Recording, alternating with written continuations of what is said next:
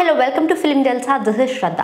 Party లేదా పుష్ప అనేటటువంటి డైలాగ్తో Pushpa part 1లో మంచి సెన్సేషనల్ అయితే క్రియేట్ చేసేసారు ఫహద్ ఫాజిల్ గారు.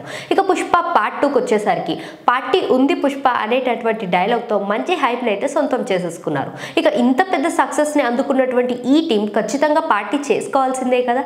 ఇక అందుకోసం చిత్ర యూనిట్ మొత్తం కూడా సక్సెస్ పార్టీని అయితే ఏర్పాటు చేసుకోవడం జరిగింది.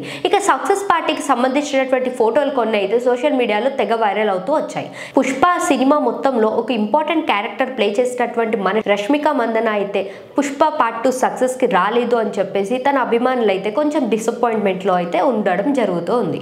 ఇక తన బిజీ షెడ్యూల్ మూలంగానే తన సక్సెస్ పార్టీకి రాలేదు అని చెప్పేసి అయితే తెలుస్తుంది.